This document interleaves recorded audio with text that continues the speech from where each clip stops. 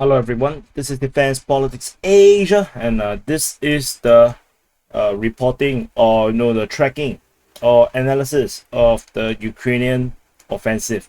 So the Ukrainian offensive has not really begun in most people's mind. It's not really in a big way, kind of D-Day, World War II D-Day kind of thing.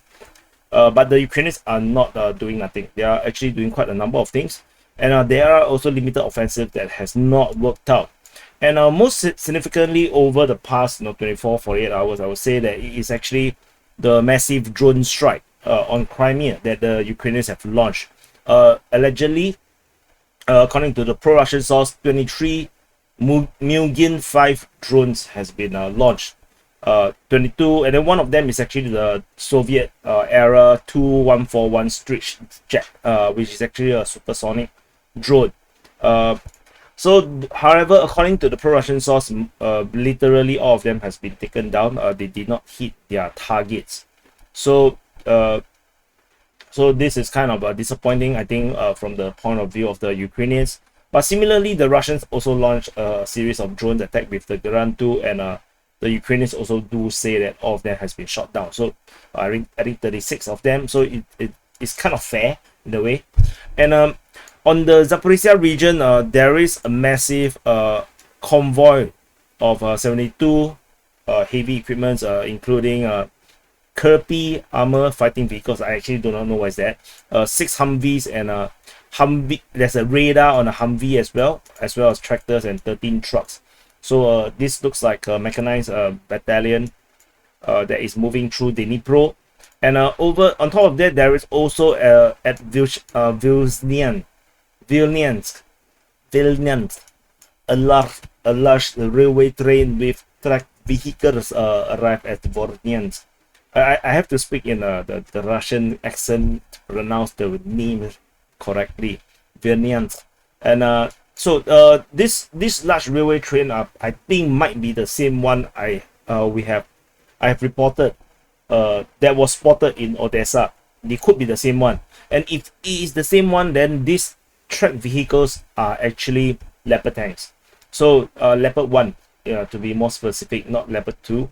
So which means that there is Leopard tanks probably arriving at Vilniansk, and most likely they will be deployed into the Zaporizhia front, and this will actually strengthen the forces that is already gathering in the front lines, and this would be a sign that the offensive might be coming very, very soon.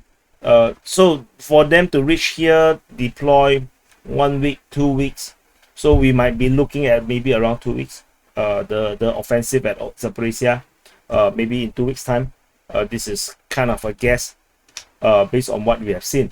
There is already forces of the 180 Mechanized Brigade that is already stationed at Slavny. So there previously we have already reported a tremendous number of forces that has been constantly moving into the frontline region. At Kayamsky Shebaki is one force, the forces around Orikhiv is another force, and Huyaipo of course have another force. So I think Bilohirya and Sharifny is another force. So there is quite a number of forces that is gathering, and they will all push out in their own directions. If you want to see how they have progressed in the Zaporizhia, do check out the previous, I think the video on the Russian withdrawal. I will put it in the link at the end of this video. So there is no more. There is actually a probing attack at the Levatne, reported by the Russian Defense Ministry. So still nothing just yet, but there is a massive force that was at Velika Novosilka, which I believe they will push south along the river, and they will also attack from Novopil. And with this probing attack, this could actually be an attempt to encircle the Russian forces that is actually in this area here. So the Russians are not known to have a tremendous number of forces in this area here. So let's see how this progress for the Ukrainians. The Ukrainian counteroffensive at the Bakhmut front has collapsed. The counteroffensive have not worked out Previously, they were trying to attack in this way. Then this one no more. This one kind of failed, and then they only kept with fighting from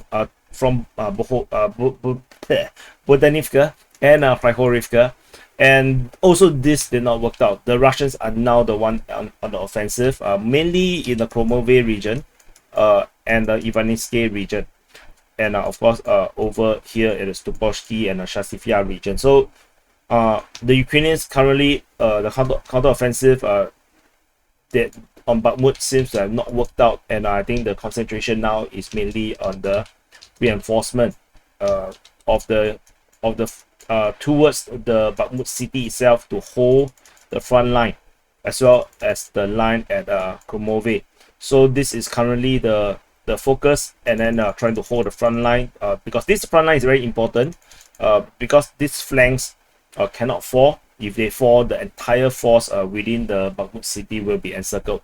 So this force must be held while the Russians are actually putting pressure on the Ukrainians on the flanks.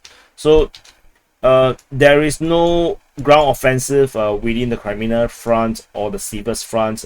Previously, there was this attack towards Ivanseti. It's totally not reported anymore. So that's kind of unusual or weird, or maybe there's a lot more entrenchment in that area, so the Ukrainians have to move very carefully.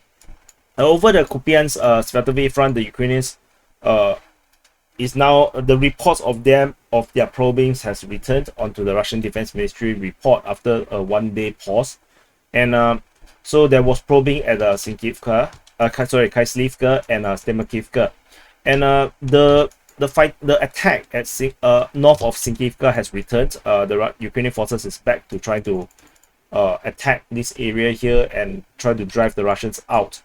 And Surya Maps reported something pretty significant.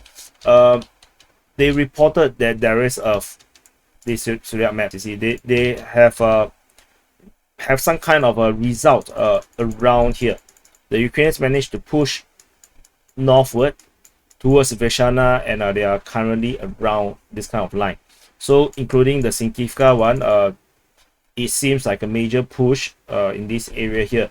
And specifically, this is not being mentioned as a probing, but it's written by Surya Maps as a Ukrainian army advance south of Veshana from 3 axes, reaching the outskirts of the town. So this is actually an offensive.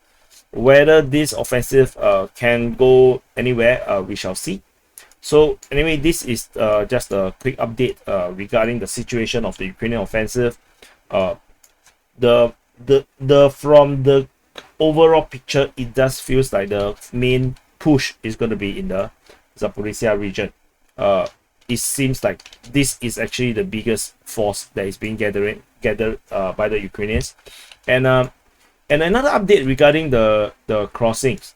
The Ukrainians, previously I mentioned the Ukrainians actually do intend to cross from Kayamka and actually put a stop here and then actually flank to the rear of the Russian forces.